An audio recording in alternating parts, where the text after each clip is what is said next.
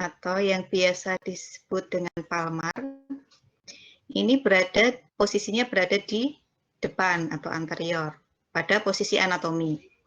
Ini yang harus diingat ya, bagian ini yang depan. Kalau dibandingkan dengan anggota gerak bawah, yaitu bagian kaki, punggung kaki ini atau dorsal, ini yang berada di permukaan atau di bagian depan. Kebalikan ya, kalau ini antara tangan dan kaki. Ini yang perlu diingat. Kenapa? Karena nanti dalam menyebutkan arah, seperti lateral dan medial ini nanti, kita akan mengacu pada posisi ini, yang di tangan ini terutama. Nih, harus diingat-ingat, tangan dan kaki. Itu ya, ini untuk posisi anatomi. Tolong diingat-ingat, ini yang bagian depan. Nanti kita bahas lagi untuk yang arah-arahnya. Lalu kita masuk ke bidang dan aksis anatomi. Bidang anatomi ada 3 ya. Ada 3 bidang yang utama. Yang pertama kita bahas dulu yaitu bidang koronal. Bidang koronal ini dia sejajar dengan sutura koronal. Jadi sutura koronalis itu berada pada ini bagian sini, sekitar bagian sini. Jadi seperti orang yang memakai mahkota. Corona itu kan artinya mahkota ya, dari bahasa Latin. Jadi istilah anatomi kan dari bahasa Latin. Corona itu artinya mahkota. Jadi kalau orang pakai mahkota kan letaknya di sini ya. Menghafalnya begitu kegampangannya, biar lebih mudah menghafalkan. Seperti letak orang memakai mahkota. Jadi bidang corona itu letaknya seperti ini. Jadi membagi tubuh menjadi bagian depan dan belakang. Jadi bidang tegak, dia membagi tubuh menjadi bagian depan dan belakang. Jadi namanya bidang corona. Lalu bidang yang kedua yaitu bidang sagital. Bidang sagital ini juga tegak ya, bidang tegak. Dia tegak lurus dengan bidang koronal dan dia sejajar dengan sutura sagital. Sutura sagital itu berada di bagian tengah kepala dan berjalan dari depan ke belakang. Nah, jadi bidang sagital ini dia akan membagi tubuh menjadi bagian kanan dan kiri. Ini bidang sagital. Lalu satu lagi, bidang transversal. Dia akan membagi tubuh menjadi bagian atas dan bawah. Nih, 3 bidang ini yang perlu diingat. Nanti jika kita belajar anatomi, ini yang akan jadi patokan. Lalu untuk aksis anatomi ini juga perlu diperhatikan. Yang pertama ada aksis transversal. Aksis transversal ini berjalan ke kanan dan ke kiri. Ini aksis transversal, ini perlu diperhatikan jika nanti kita mempelajari gerakan-gerakan pada tubuh. Biasanya akan menggunakan aksis ini sebagai patokan. 3 aksis ini banyak digunakan, meskipun ada aksis-aksis lain, ada beberapa gerakan di bagian tubuh yang menggunakan aksis yang lain. Tapi 3 aksis yang utama, yang pertama aksis transversal, yang berjalan ke kanan dan ke kiri. Lalu ada aksis sagital, jadi dia berjalan ke depan dan ke belakang. Sini dia tegak lurus dengan aksis transversal. Lalu yang terakhir aksis longitudinal. Aksis ini tegak ya, berjalan ke atas dan ke bawah.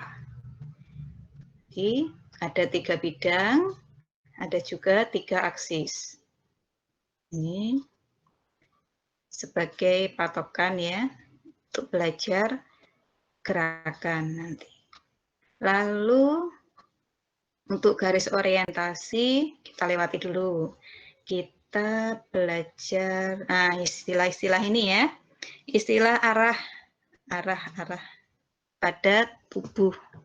Yang pertama adalah arah medial dan lateral. Jadi arah medial dan lateral ini nanti patokannya adalah linea mediana atau garis tengah tubuh. Jadi untuk istilah medial itu dia akan mengarah ke mendekati garis tengah tubuh atau lebih dekat dengan garis tengah tubuh. Sementara lateral dia menjauhi garis tengah tubuh. Medial, lateral. Lalu sebagai contoh, kenapa kita harus memperhatikan posisi anatomi, terutama di bagian anggota gerak tubuh. Sebagai contoh ini ya, misalkan antara ibu jari dan jari kelingking. Nah, yang lebih medial yang mana? Jika kita lihat dari posisi anatomi, maka yang lebih medial adalah jari kelingking. Jari kelingking dari tangan. Sementara ibu jari tangan, maka letaknya lebih lateral. Ini ya. Jadi di situ pentingnya kita memperhatikan posisi anatomi. Jadi misalkan telapak tangan ini bergerak ke arah jari kelingking, maka dia bergerak ke arah medial. Sebaliknya, pada kaki, antara ibu jari kaki dan jari kelingking pada kaki, maka letaknya kebalikan dengan yang di tangan. Ibu jari kaki terletak lebih medial daripada jari kelingking. Gitu. Sudah paham ya? Lalu untuk istilah arah yang lain yang biasa digunakan adalah anterior posterior. Ini tentu banyak digunakan, anterior itu depan, posterior belakang. Lalu distal proksimal, ya karena kita nanti belajar tentang anggota gerak tubuh, maka kita banyak menggunakan istilah ini. Kalau distal itu menjauhi batang tubuh, kalau proksimal lebih ke arah mendekati batang tubuh. Jadi antara, misalkan saya sebutkan os femur atau tulang paha dan os tibia. Ini yang lebih proksimal adalah os femur. Sementara os tibia dia terletak lebih bawah, lebih proksimal. Lebih distal. Maaf. Kemudian lagi ini ya yang perlu diperhatikan, telapak tangan biasa disebut juga palmar, arah palmar, kemudian punggung tangan, dorsal, lalu punggung kaki disebut juga dorsal, lalu untuk telapak kaki kita menyebutnya plantar. Dorsum pedis, plantar pedis. Lalu arah-arah ini arah-arah ini acuannya berdasarkan posisi tulang ya. Tibial, fibular. Ini os tibia dia terletak lebih medial, sementara os fibula dia terletak lebih lateral. Medial, lateral. Ini nanti yang akan kita pelajari pada semester ini ya. Kemudian ini posisi ulnar dan radial ini juga berdasarkan posisi tulang. Os radius dan os ulna. Ini nanti yang akan kita pelajari insya Allah pada semester kedua. Lalu kaudal dan kranial. Kalau caudal itu mengarah ke ekor, kranial itu mengarah ke kepala. Kanan kiri, kanan itu dextra, kiri sinistra. Lalu apa lagi ya? Coba kita lihat slide selanjutnya. Oh iya, mengenai gerakan ya, gerakan-gerakan pada tubuh. Yang pertama ada gerakan fleksi dan ekstensi. Jadi untuk masing-masing sendi, nanti gerakan fleksi dan ekstensinya ada sedikit perbedaan ya, terutama pada kaki, pada sendi lutut ke bawah ini. Nanti gerakan fleksi dan ekstensinya berkebalikan dengan yang sendi-sendi bagian atas. Jadi kalau pada lengan, gerakan fleksinya dia ke arah depan, ekstensi ke belakang. Pada sendi panggul juga seperti itu. Pada kepala juga, pada sendi panggul juga begitu. Gerakan fleksinya, dia juga ini, bagian paha ini, dia akan bergerak ke depan, itu untuk fleksi, sedangkan ekstensi, bagian paha ini akan bergerak ke belakang. Sementara pada bagian lutut, kebalikannya, jadi gerakan fleksinya ke arah belakang. Sementara gerakan ekstensinya ke arah depan. Ini yang perlu diperhatikan. Gerakan pada lutut dan pada kaki. Pada kaki ini, jadi misalkan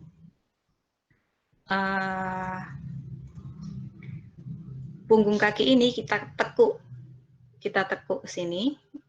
Ini kita namakan gerakan ekstensi. Sementara kalau ini apa namanya, kaki ini kita luruskan ke belakang, kita namakan fleksi. Jadi dari lutut ke bawah ini arah fleksi dan ekstensinya berbeda. Jadi ini nanti juga berpengaruh dengan nama otot-ototnya. Jadi ada penamaan otot-otot yang berdasarkan gerakan yang dilakukan. Jadi otot-otot bagian depan, bagian kaki ini, dia yang melakukan gerakan ekstensi, maka otot-ototnya banyak yang menggunakan nama ekstensor. Sementara yang bagian belakang yang melakukan gerakan fleksi dinamakan muskulus flexor. Tuh nanti, ini gerakan fleksi dan ekstensi. Lalu ada gerakan abduksi dan adduksi. Jadi gerakan abduksi itu gerakan anggota tubuh dia menjauhi dari batang tubuh, menjauhi linea mediana ke sana, ke arah sana. Sementara adduksi dia mendekati ke batang tubuh. Kalau untuk gerakan sirkumduksi, dia kombinasi dari beberapa gerakan, rotasi, abduksi, adduksi. Jadi gerakan kombinasi kita namakan sirkumduksi. Lalu gerakan rotasi atau berputar. Contohnya adalah saat kita menggelengkan kepala, atau juga saat kita ini paha kita rotasikan keluar dan ke dalam, bisa juga dilakukan pada sendi panggul. Gerakan rotasi, abduksi, adduksi, sirkumduksi, dan rotasi.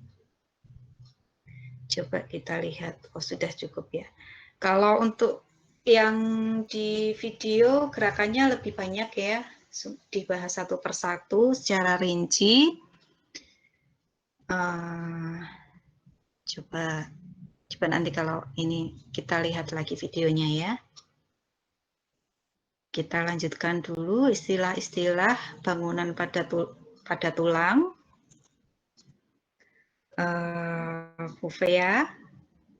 Fovea itu cekungan kecil. Lalu untuk bagian yang menonjol pada ujung biasanya kita sebut sebagai caput atau kepala. Lalu tuberkulum atau penonjolan. Lalu kalau ada bangunan seperti saluran, kita sebut sebagai sulcus. Lalu fossa ini juga cekungan, tapi biasanya agak lebar ya kalau dibandingkan dengan fovea.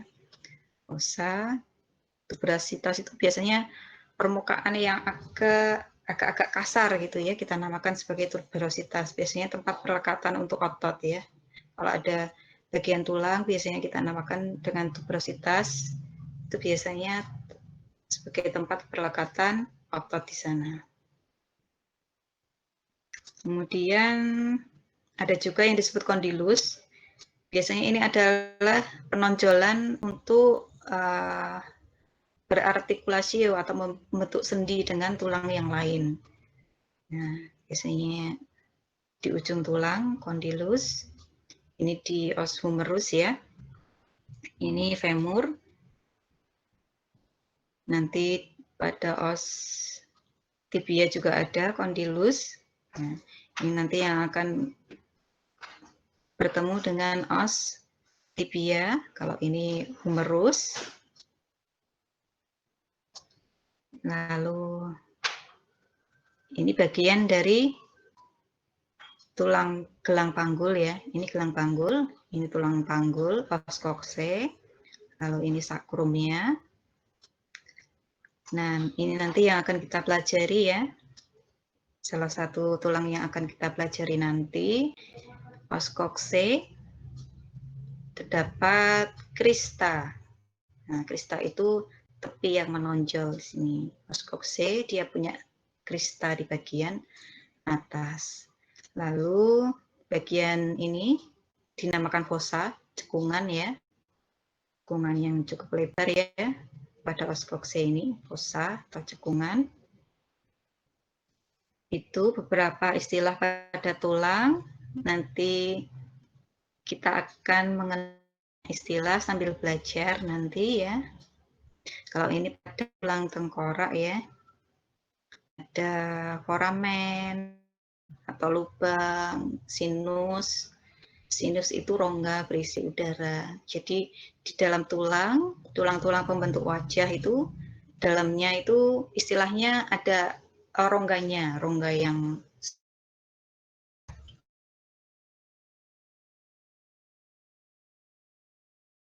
berat ya, supaya kita tidak terlalu berat.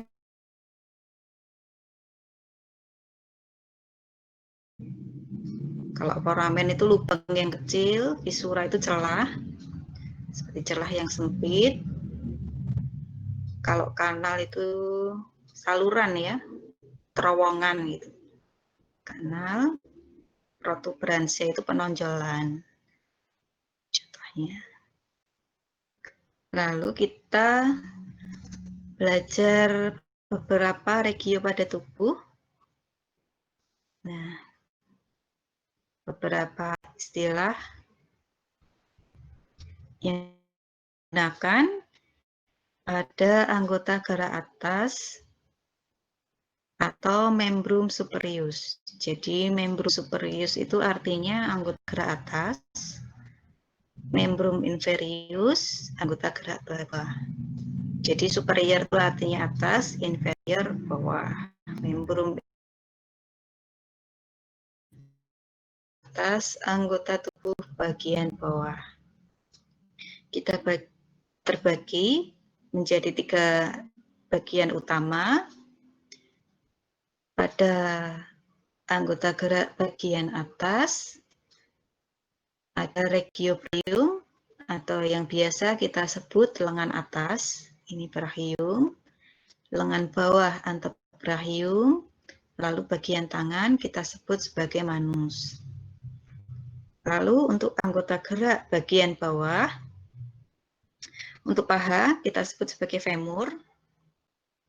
Lalu tungkai bawah ya, tungkai bawah kita sebut sebagai crus, lalu kaki pes atau pedis.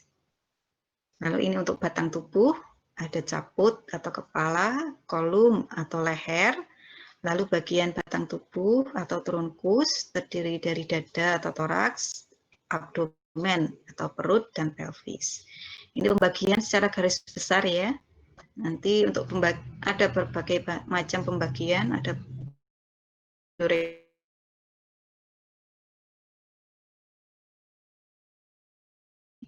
tapi kita belajar secara garis besar dulu saja. Ini yang untuk dari bagian belakang, di arah belakang. Kita lihat dari posterior.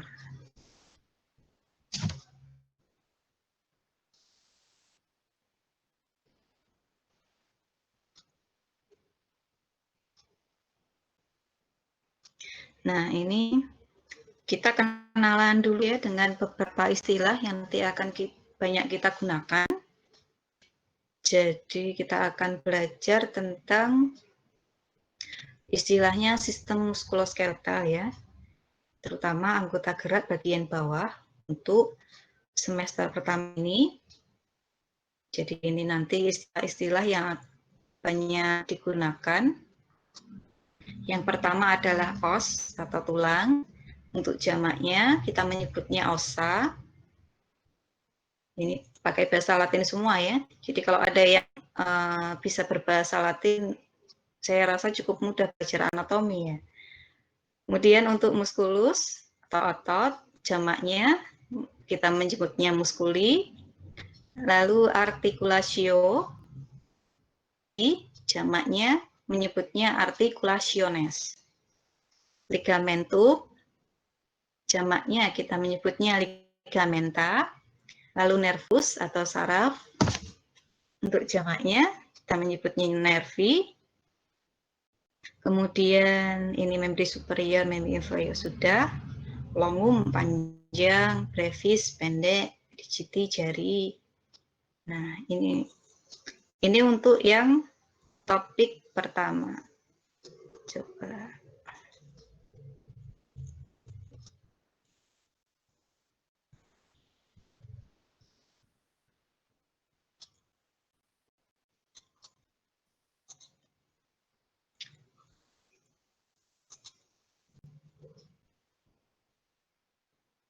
Untuk yang topik pertama ini, ada pertanyaan?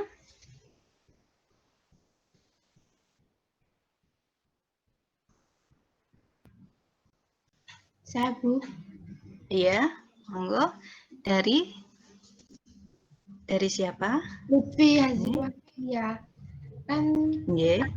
tadi anatomi itu kan ada yang jamak dan ada yang tunggal. Lah, itu perbedaan fungsinya penggunaan jamak dan tunggalnya itu di mana ya, Bu? Oh ya, saya beri contohnya ya Mbak ya.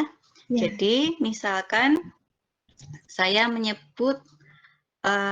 menyebutkan tulang femur. Nah, yang mau saya bahas itu hanya satu tulang femur, saya menyebutnya os femur. Lalu kemudian saya mau menyebutkan sekelompok tulang, sebagai contoh misalkan tulang-tulang tarsal gitu ya. Tulang tarsal itu terdiri atas 7 buah tulang. Nah, untuk lebih mudahnya saya menyebutnya ossa tarsales itu. Karena tulang tarsal itu terdiri atas 7 buah tulang. Jadi jamak untuk menunjukkan itu lebih dari satu tulang. Kita menyebutnya ossa tarsales. Contoh lagi yang banyak itu, coba sebentar.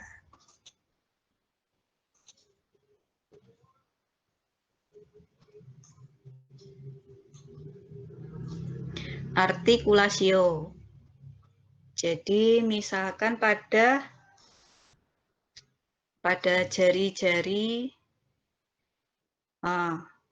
artikulasio tarsales. Jadi articulationes tarsales. Jadi di antara tulang-tulang tarsal dia akan membentuk sendi antara satu tulang dan tulang yang lain. Kalau satu sendi kita sebutnya articulatio. Tapi jika kita menyebutkan sekelompok persendian, misalkan articulationes tarsales, kita menggunakan kata articulationes. Gitu. Sudah paham? Sudah, Bu. Terima Untuk kasih ini? penjelasannya. Itu. Ada lagi yang mau bertanya?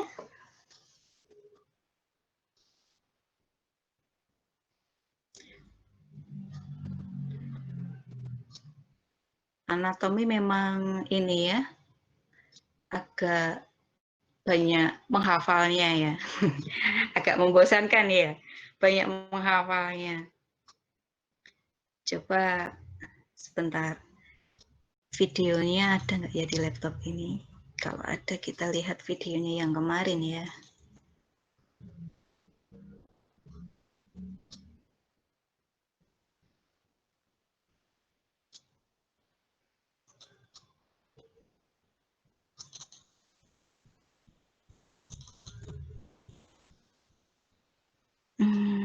Video gerakan ya.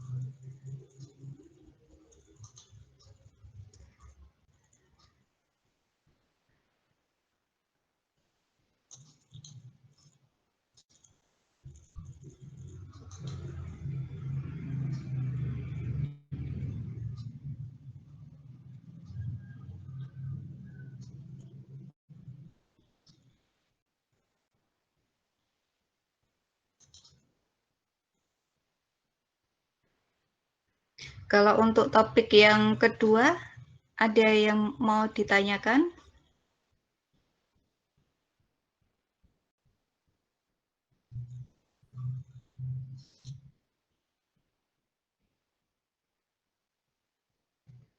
Kalau untuk yang video gerakan-gerakan kemarin?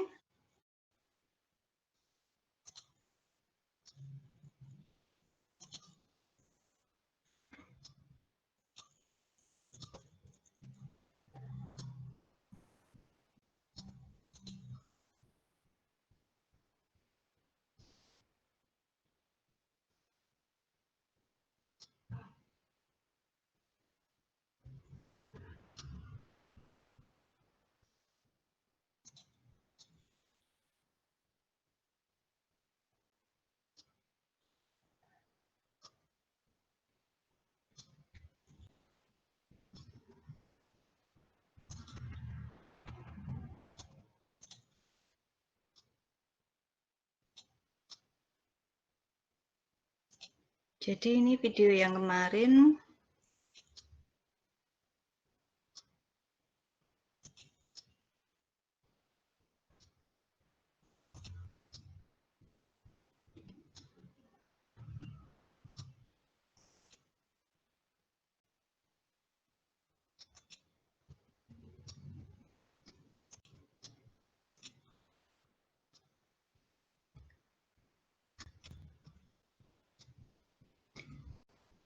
Gerakan abduksi, lalu gerakan adduksi,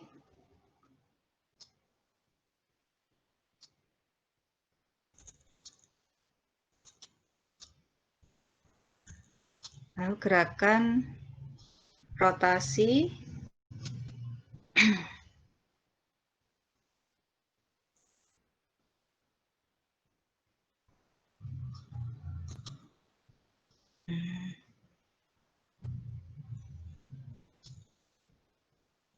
ini juga masih rotasi. Bentar, kita fokus ke gerakan pada anggota gerak bagian bawah.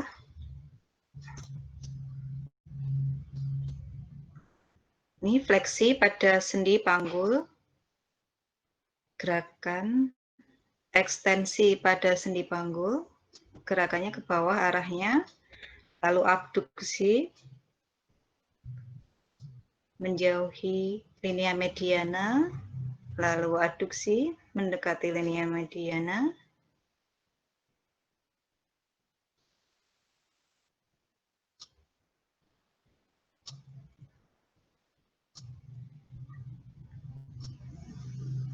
rotasi, gerakan rotasi,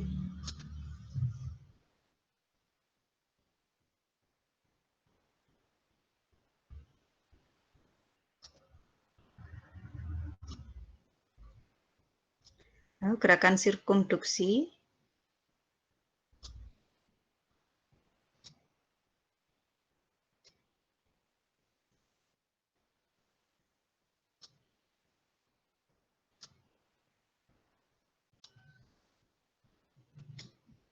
nah ini, nah gerakan fleksinya, fleksi dan ekstensinya kebalikan ya dengan yang pada sendi paha. Dia fleksinya ke arah belakang, sementara ekstensinya ke arah depan.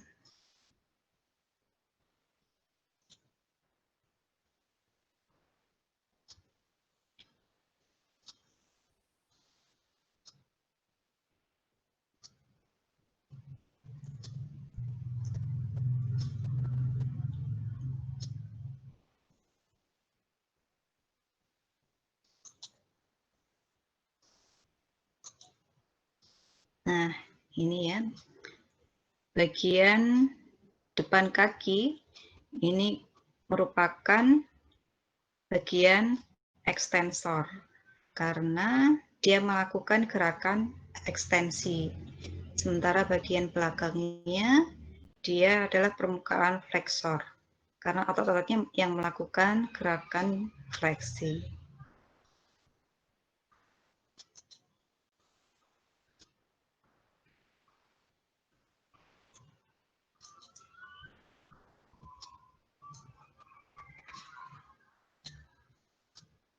Nah, ini berkebalikan ya dengan anggota tubuh bagian atas atau di bagian lengan. Bagian fleksornya ada di bagian depan. Nah, kalau untuk kaki, bagian fleksornya yang di belakang. Tuh.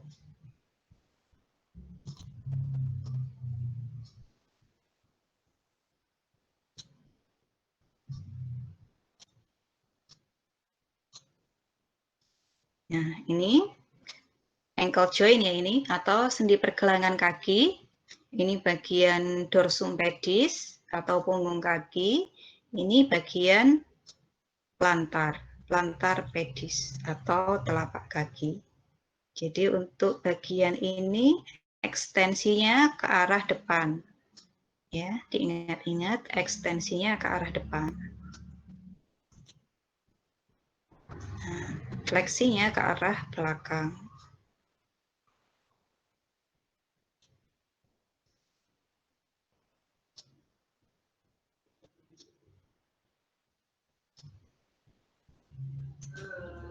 Nah, ini dorsofleksi. Jadi fleksi yang ke arah dorsum pedis. Kita namakan juga dorsofleksi. Lalu gerakan fleksinya, gerakan fleksi atau ke belakang ini kita namakan plantar fleksi atau fleksi yang ke arah plantar.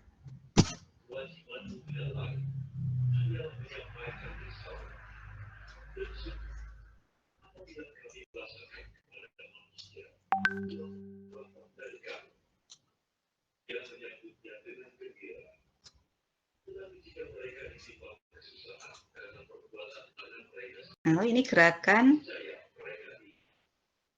inversi.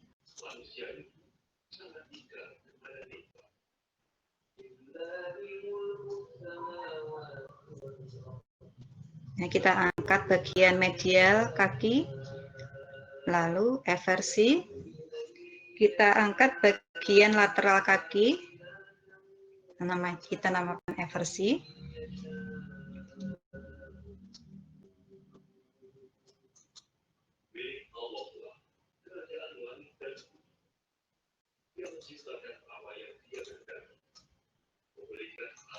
Nah, lalu untuk jari-jari kaki juga dapat melakukan abduksi dan adduksi. Ini aksisnya berbeda ya, menggunakan aksis sendiri, aksisnya yang berupa garis yang melewati metatarsal kedua. Jadi untuk jari-jari kita namakan jari 1 sampai 5. Kita menyebutnya dari arah medial ya, atau dari ibu jari.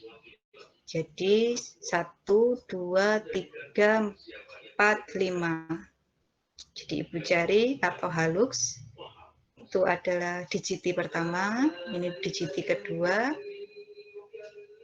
digiti ketiga, 4, 5. Kalau ini os metatarsal ada 5, jadi kita menyebutnya juga menggunakan angka metatarsal 1, 2, 3, 4, 5. Ini sekilas buat perkenalan saja.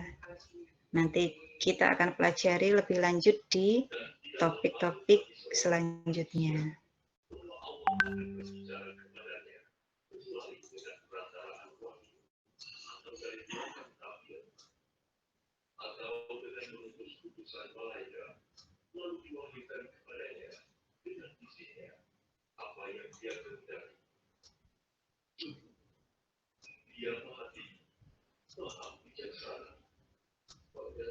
Lalu untuk yang topik kedua,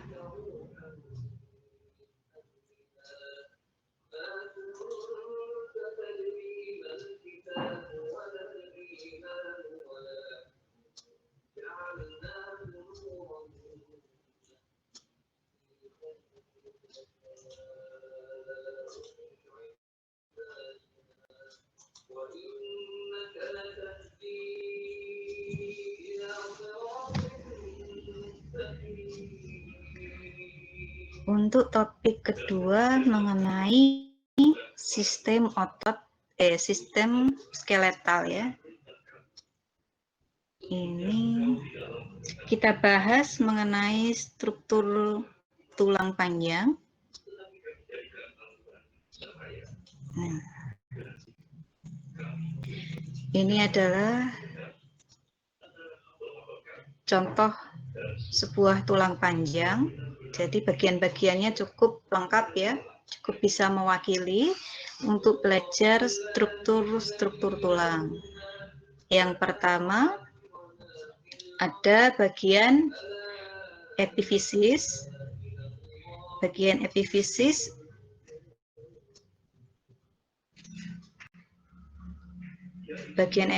yang berada pada ujung-ujung tulang panjang. Jadi ada 2, epifisis proksimal dan distal. Lalu di bagian tengah terdapat bagian diafisis, dan di antara bagian epifisis dan bagian diafisis ini terdapat bagian metafisis atau bagian pergantian antara epifisis dan diafisis. Jadi untuk epifisis dan diafisis ini strukturnya berbeda. Jadi untuk epifisis ini bagian tepinya dia akan terdiri atas jaringan tulang kompak atau tulang padat. Lalu bagian tengahnya terdiri atas tulang spongiosa atau tulang berongga. Ini.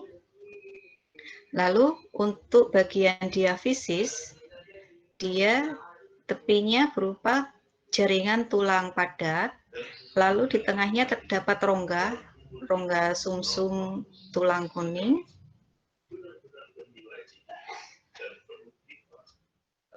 Lalu di antara diafisis dan epifisis ini terdapat metafisis.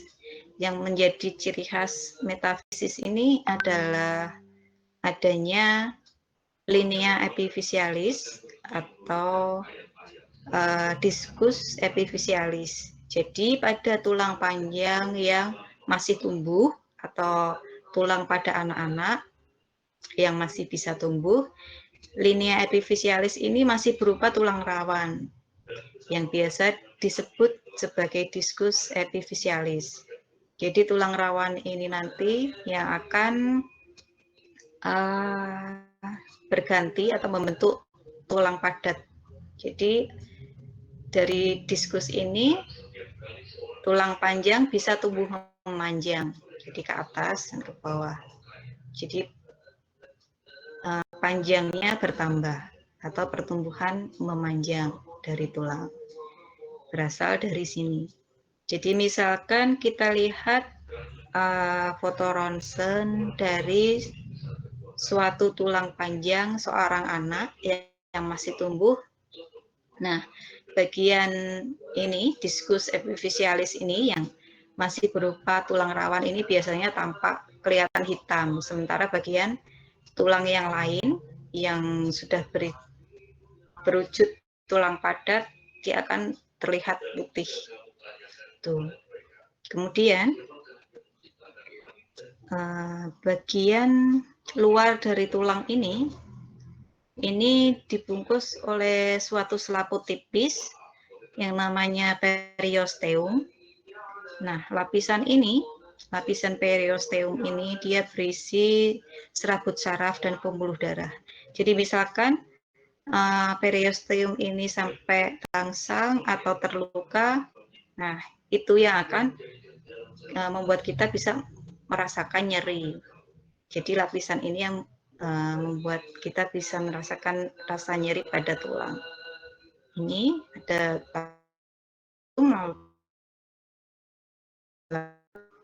lalu di bagian dalamnya, di bagian dalam rongga sumsum tulang ini terdapat lapisan endosteum.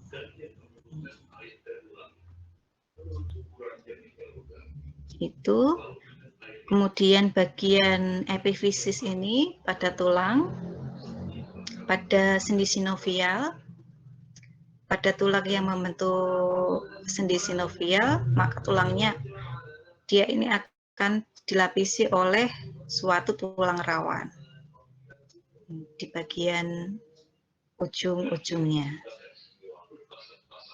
Ini. Itu. Ini kalau untuk tulang pipih ya, struktur tulang pipih, dia hanya terdiri atas 2 lapis tulang padat yang di tengahnya terdapat tulang berongga. Jadi seperti sandwich ya. Ini struktur mikroskopisnya. Terdapat seperti lapisan-lapisan ya. Lapisan-lapisan sel-sel yang terjebak oleh matriks-matriks padat dari tulang. Jadi bentuknya seperti lingkaran-lingkaran seperti ini. Ini untuk tulang padat ya. Ini klasifikasi tulang. Ini klasifikasinya berdasarkan bentuk-bentuknya. Ada tulang panjang, tulang irreguler, tulang pipih, tulang pendek, tulang sesamoid. Nah, kita sedikit belajar mengenal nama-nama tulang ya. Jadi untuk pembagiannya, ini bagian aksial, rangka aksial atau batang tubuh. Lalu yang ini, yang bagian apendikular atau anggota tubuh. Yang kita pelajari nanti yang bagian apendikular ya. Yang anggota gerak bagian bawah. Terdiri atas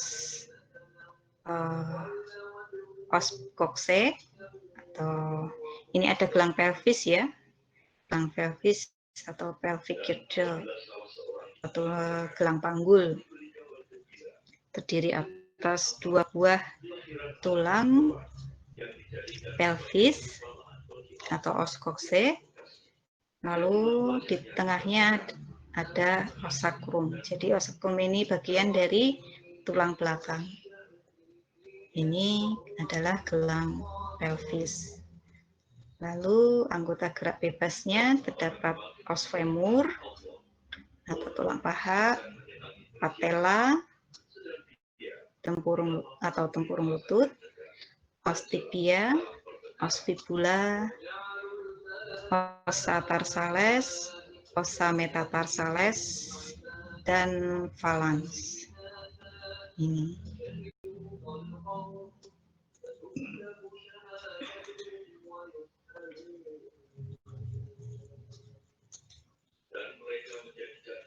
Sementara ini dulu, ada yang mau bertanya lagi?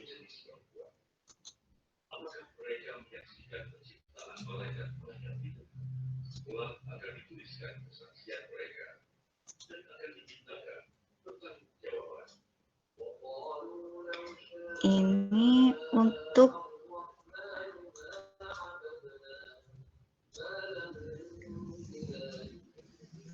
untuk minggu depan, materinya adalah pengantar sistem skeletal. Jadi kita akan belajar mengenai otot ya. Sistem muskulo. Iya, jadwalnya sistem muskulo ya, sepertinya ya di RPS ya. Sistem muskulo. Kita akan belajar tentang otot, insya Allah minggu depan ya. Tidak ada yang mau bertanya? Sudah paham semua? Aku mau tanya. Iya, silakan. Dari Mbak siapa? Farida Rizkiansyah. Oh, iya. Itu tadi Silakan Mbak Farida. Penjelasan tulang kan ada di dalam rongga sumsum tulang terdapat tulang endosteum. Nah, pengertian tulang endosteum itu apa ya, Bu?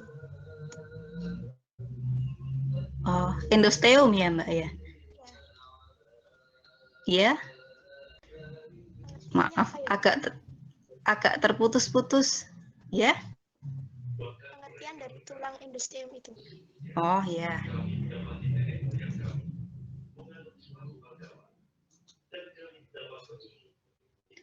Untuk endosteum, mohon maaf, tadi saya menyebutnya tulang ya. Maksud saya di bagian dalam dari tulang. Sebentar. Ya.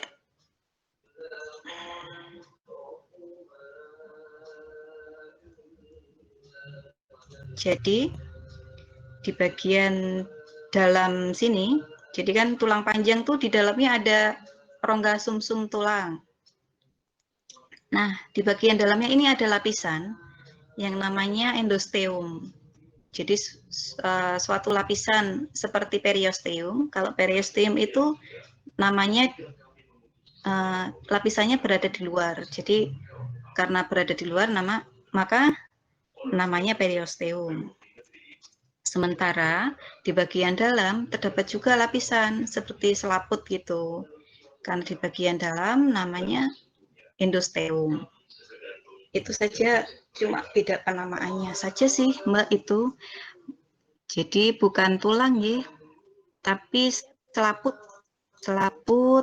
Dia selaput yang melapisi bagian tulang yang sebelah dalam sini, permukaan dalam tulang sini.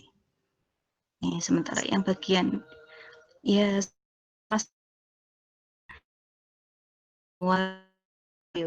peri itu kan pinggir ya. Peri itu artinya pinggir, osteum tulang, jadi di bagian pinggir tulang atau sisi luar tulang. Endo itu artinya dalam, osteum tulang.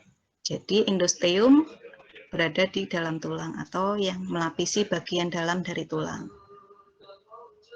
Jadi banyak istilahnya ya kalau untuk anatomi. Nanti pelan-pelan lama-lama juga terbiasa dengan istilah-istilah ini. Ini apa lagi ya? Ada lagi yang ingin bertanya? Saya Bu. Ya, dari Mbak? Salsa Ayu Lestari. Iya, silahkan. Iya. di dalam matriks tulang itu kan ada yang namanya osteositis, yang fungsinya itu buat mempertahankan konsentrasi mineral. Caranya osteositis bisa mempertahankan konsentrasi mineral itu gimana, Bu? Oh Terima ya, kasih, Bu. Terima kasih untuk pertanyaannya. Jadi untuk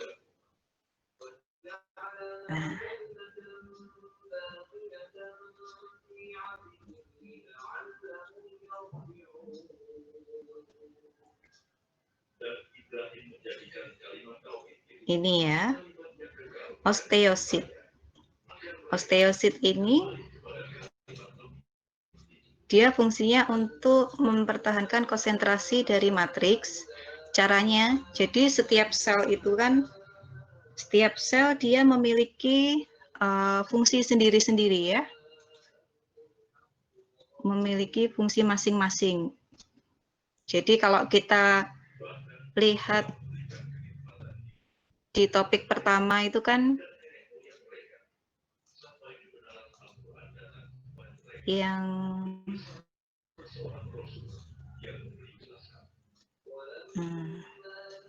ini organisasi, tingkatan organisasi dalam tubuh manusia ini pada level seluler. Jadi masing-masing sel itu dia punya fungsi masing-masing, fungsi sendiri-sendiri. Jadi masing-masing sel punya ciri khas tersendiri. Seperti kalau misalkan sel otot dia mau berkontraksi. Nah, sel tulang ini salah satunya adalah osteosit, dia mampu mengubah mineral-mineral yang ada lalu diproduksi, dikeluarkan dari sel, lalu mengendap di sekitar sel. Begitu kurang lebihnya. Secara garis besar seperti itulah. Jadi istilahnya.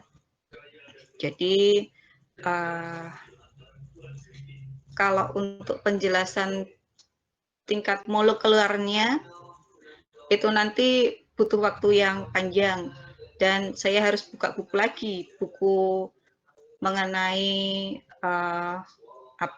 fisiologi dari sel ini itu. Tapi secara garis besar seperti itu.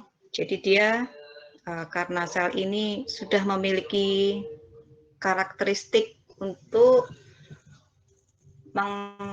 mengolah bahan-bahan yang ada dari kalsium, fosfor, dia olah di dalam sel osteosit tersebut, lalu setelah menjadi matriks tulang, dia keluarkan dari sel, lalu mengendap di sekitarnya.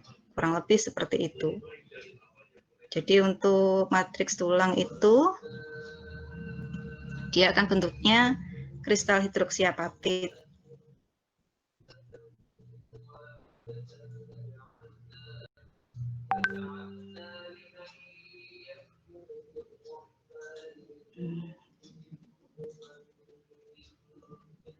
Nah, matriks tulang ini kan terdiri dari kristal-kristal mineral-mineral kalsium. Mana-mana. Oke.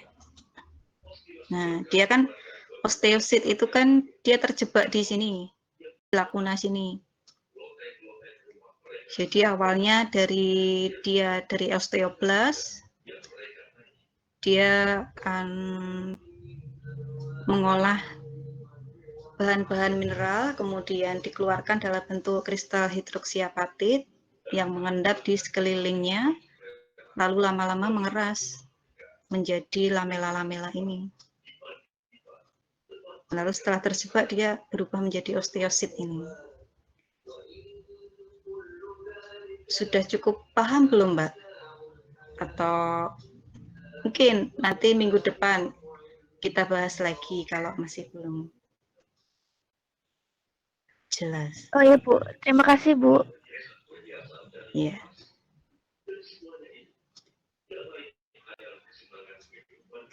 Ada pertanyaan lagi? Bu, mau tanya, Bu. Dari siapa? Dari Nur Firmansyah. Iya, Mas Nur Firmansyah, silakan. Tadi di bagian struktur kan ada epifisis, metafisis, sama diafisis. Itu perbedaannya selain letaknya apa, Bu? Saya rasa perbedaannya hanya pada sebagian besar yang pada letaknya sih. Itu pembagian.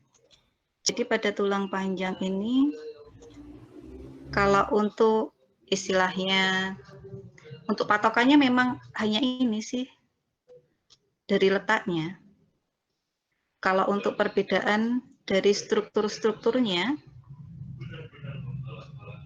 untuk epifisis, strukturnya seperti ini, yang seperti saya jelaskan tadi, bagian tepi berupa tulang jaringan tulang padat, di bagian dalamnya jaringan tulang spongiosa, lalu di bagian diafisis, dia di dalamnya tidak terdapat jaringan tulang spongiosa seperti pada epifisis. Itu perbedaan utamanya kalau dari strukturnya. Kalau metafisis ini merupakan istilahnya peralihan ya, karena di metafisis ini terdapat diskus epifisialis. Jadi dari tulang rawan nanti lama-lama dia akan membentuk jaringan tulang yang baru. Ke arah bawah dia akan membentuk, berubah menjadi ke diafisis, ke arah atas ke epifisis. Jadi metafisis ini merupakan area peralihan istilahnya. Itu. Apalagi ya, selain dari letaknya, J, ada lagi yang mau ditanyakan? Mungkin penjelasanku saya masih ada yang kurang ini ya, kurang ya dari ya silahkan dari Mas. Ya. Itu bukan di tulang itu ada namanya osteoblast, Bu. Nah, osteoblast kan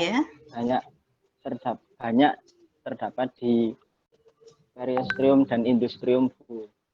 Nah, itu pas saat bayi kita mengalami pertumbuhan itu, apa yang menyebabkan salah satunya tulang membesar dan memanjang itu apa osteoblast itu, Bu? Oh iya, jadi memang yang menyebabkan pertumbuhan itu dari osteoblast. Sebentar.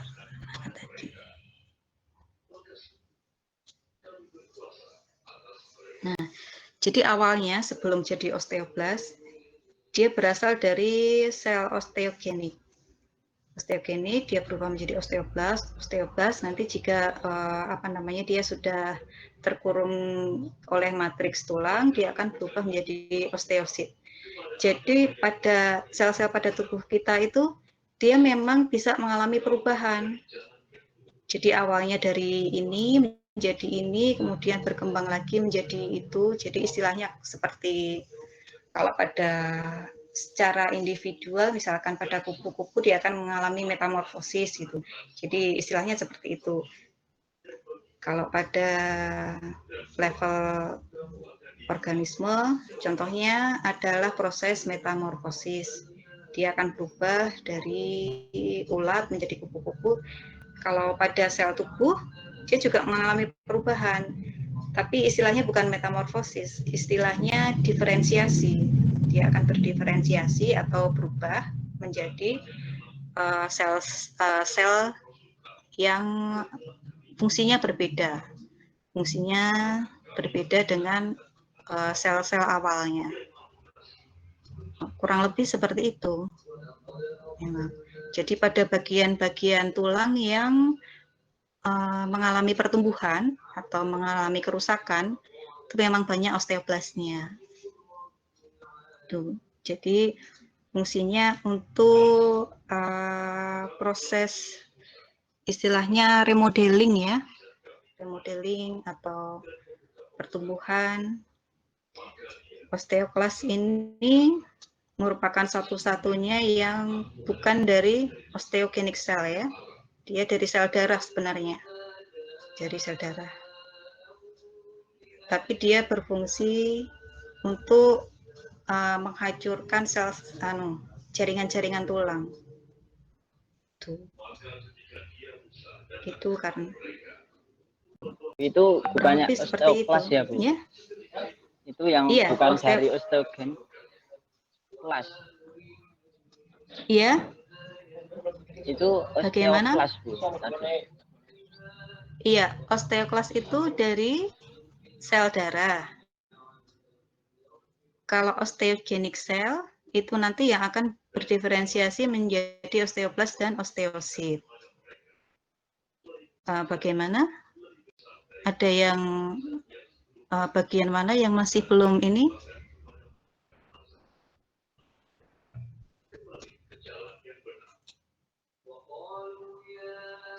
Iya. Bagaimana, Mas? Mas siapa tadi? Ya, Bu. Ya, makasih ya, Bu. Iya. Iya, sama-sama.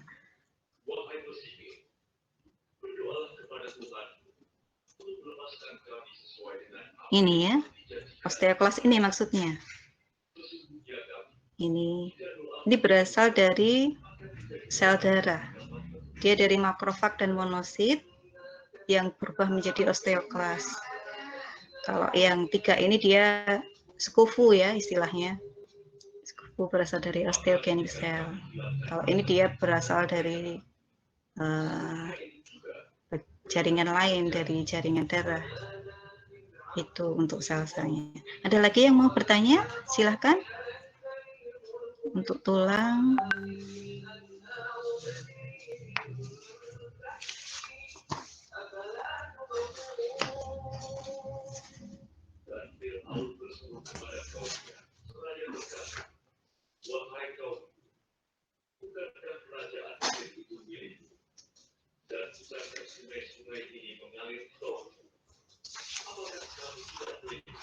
Untuk materi minggu depan tentang pengantar sistem otot ya.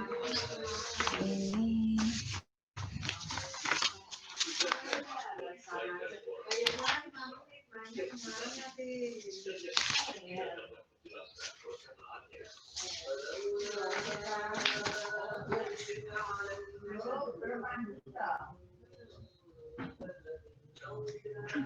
tidak ada yang ingin bertanya lagi. Ini saya sampaikan sekalian ya untuk tugas pertama. Jadi sebelum UTS nanti ada tugasnya yaitu membuat video presentasi mengenai gerakan anggota tubuh bagian bawah. Jadi anggota tubuh bagian bawah terdiri atas beberapa sendi yang memiliki gerakan, masing-masing memiliki gerakan, dimulai dari sendi panggul atau artikulasi kokse, lalu lutut, lalu pergelangan kaki. Tadi kan yang kemarin sudah ada video tentang gerakan-gerakan itu, bisa dijadikan referensi, bisa juga mencari referensi yang lain dari buku atau dari literatur yang lain, atau juga dari video YouTube presentasinya tentang gerakan pada anggota tubuh bagian bawah. Nanti format videonya saya serahkan kepada masing-masing mahasiswa ya. Nanti formatnya mau dibuat seperti apa mau dibuat istilahnya kita melakukan seperti video yang kemarin, melakukan presentasi gerakan atau dengan PowerPoint, yang pasti harus ada suara kalian di dalam video itu. Itu saja. Itu nanti pengumpulannya sebelum UTS ya. Nanti untuk waktu pastinya kapan nanti saya umumkan selanjutnya. Juga untuk pengumpulannya seperti apa. Ini saya beritahukan terlebih dahulu supaya kalian bisa istilahnya bisa nyicil ya. Ini bisa nyicil membuat seperti apa konsepnya, nanti juga mencari bahan-bahannya dulu. Gitu. Itu untuk tugas yang pertama. Mau untuk pertanyaan tambahan, ya? Iya, silakan dari. Punten. Iya, dari ini.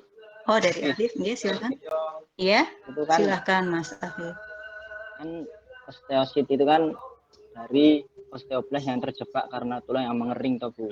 Nah itu yang menyebabkan mengering itu apa, maksudnya aktivitas kita atau aktivitas sel atau apa Bu?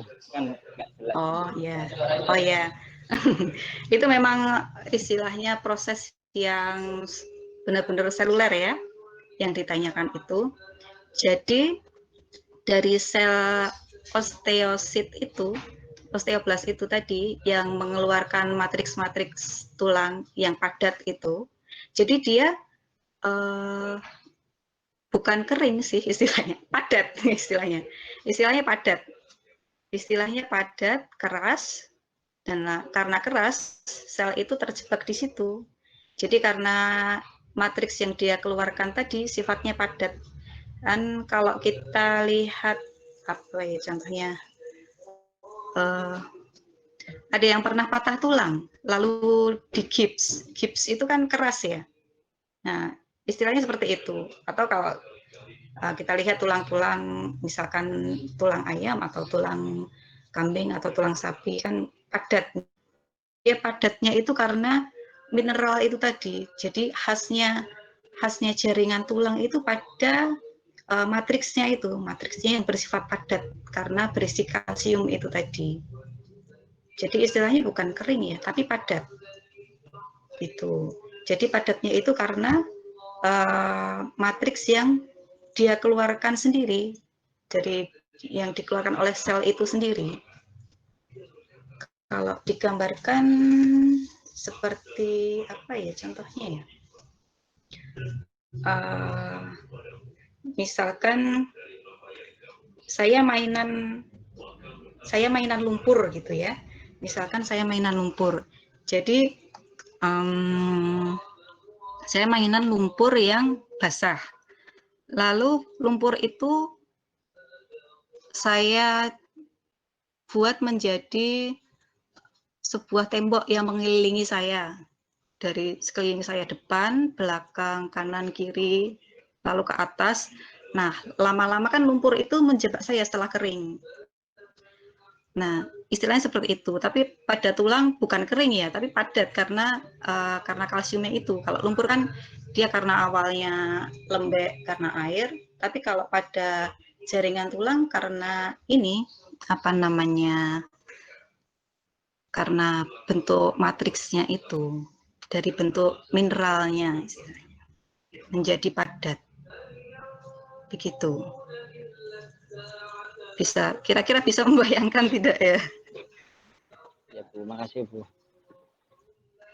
Iya, sama-sama. Ada lagi yang ingin ditambahkan? Sepertinya ini ya, cukup banyak yang penasaran dengan proses seluler ya. Supaya dari tulang yang rawan menjadi tulang padat yang keras.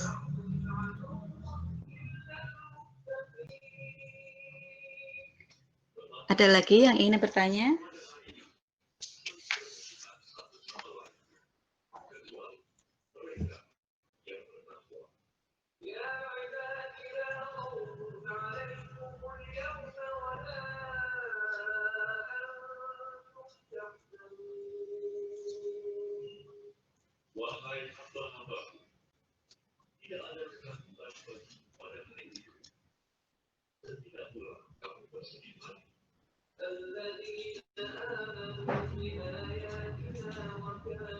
Ini tadi, iya silahkan dari Mbak siapa?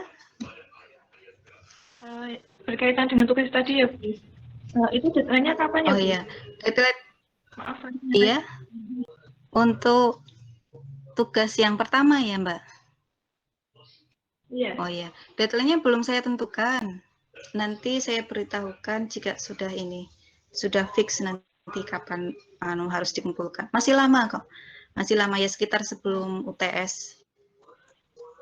Ini ya sekarang mengumpulkan bahan-bahan dulu. Kira-kira apa yang akan dimasukkan. Searching dulu.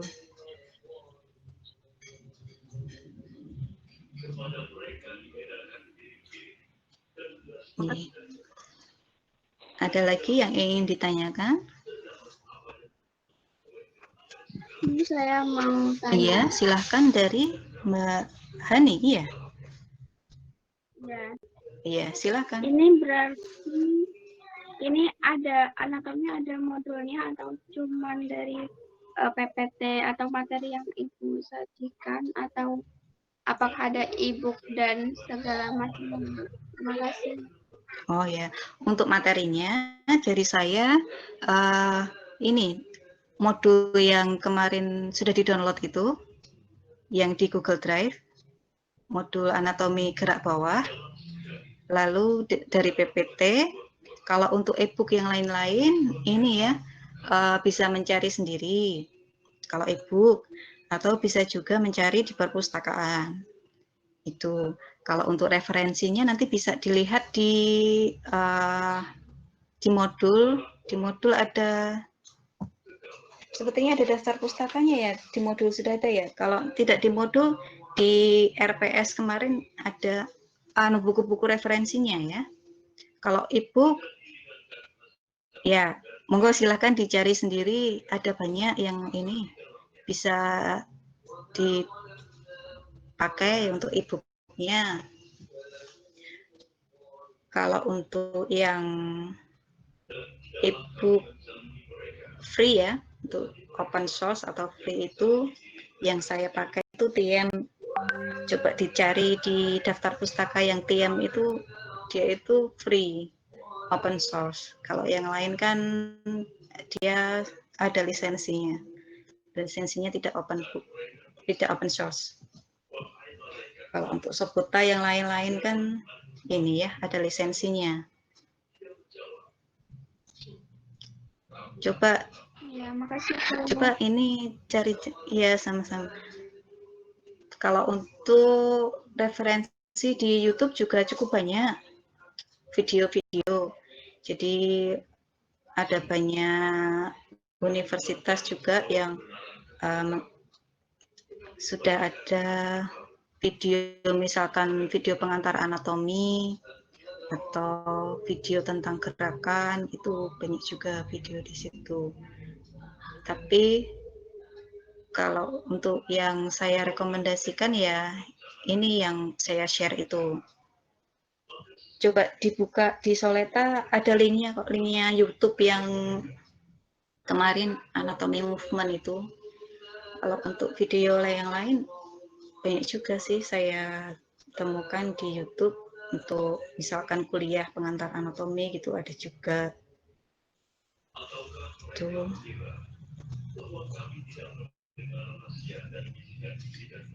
Kalau nanti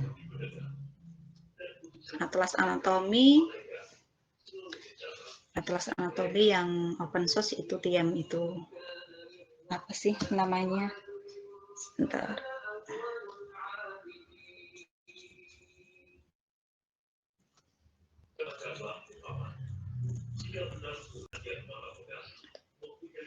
Kalau di perpus ada Soputa, ada lagi ya.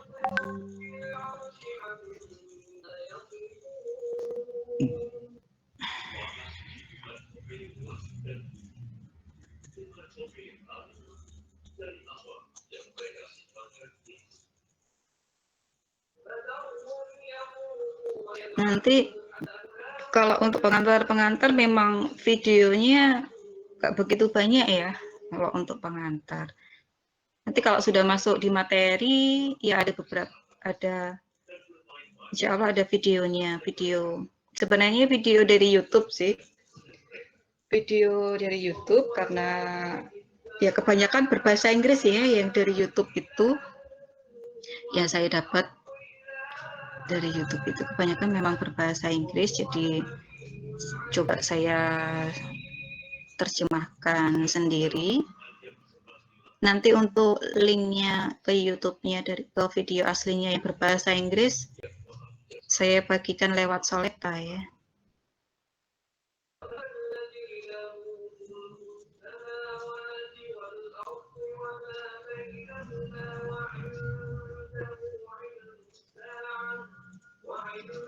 Yang TM Atlas of Anatomy ini open source ini, tidak salah, nanti bisa dicari e-booknya.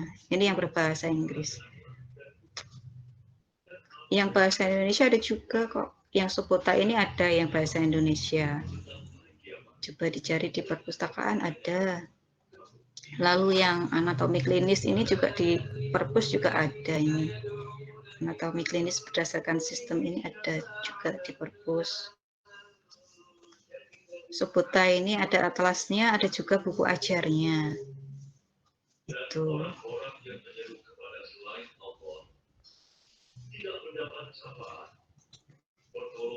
Ada lagi yang mau ditanyakan?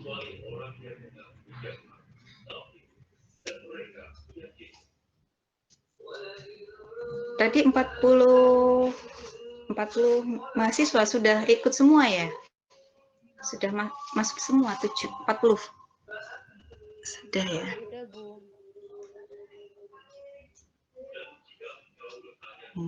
Untuk materi yang minggu depan sudah ada di Soleta. Nanti bisa dipelajari terlebih dahulu sebelum pertemuan minggu depan ya. Itu. Jadi karena apa ya? Karena sekarang kita belajarnya secara online seperti ini ya. Jadi kalau bisa sebelum pertemuan belajar dulu, materinya dipelajari terlebih dahulu. Jadi untuk pertemuan tatap maya secara online seperti ini kita manfaatkan lebih banyak untuk diskusi. Jadi waktunya istilahnya kita manfaatkan sebaik-baiknya ya. Tidak hanya, jadi kalau untuk pertemuan seperti ini tidak terbuang hanya untuk menyampaikan materi. Jadi istilahnya kita harus selangkah lebih maju lagi gitu. Dulu kan kita untuk pertemuan seperti ini waktunya banyak ini ya, habis untuk menyampaikan materi dulu. Tapi kalau sudah dipelajari terlebih dahulu kan istilahnya sudah ada gambaran ya, sudah ada gambaran sebelum kita bertatap muka. Itu. Kalau tidak ada pertanyaan, ya saya cukupkan sekian untuk pertemuan kali ini. Materinya sudah ada di Soleta sebenarnya. Topik 3 ya, pengantar anatomi sistem otot ya. Nanti coba saya cek lagi, sepertinya sudah saya upload semua sih. Yang ini topik 3. Itu untuk absensi ada yang masih kesulitan. Absensi via Soleta sudah ini ya, sudah bisa semua ya. Tidak ada yang kesulitan atau lupa paspor atau apa gitu ya. Iya. Itu saja. Coba nanti kalau ada pengumuman yang lain, nanti saya sampaikan lewat grup WA saja ya. Itu, terima kasih banyak sudah mau belajar dulu, membaca materi anatomi sebelum tatap muka, dan terima kasih banyak atas atensinya, atas pertanyaan-pertanyaannya. tetap semangat belajar anatomi, ya. Insya Allah pertemuan selanjutnya topiknya akan semakin menarik ya. Ini untuk pertemuan pertama sampai keempat memang isinya baru pengantar-pengantar ya. Pengantar-pengantar gitu. Ya. Saya cukupkan sekian ya. Terima kasih. Selamat pagi. Wassalamualaikum warahmatullahi wabarakatuh. Waalaikumsalam warahmatullahi wabarakatuh. Waalaikumsalam. Makasih, Bu.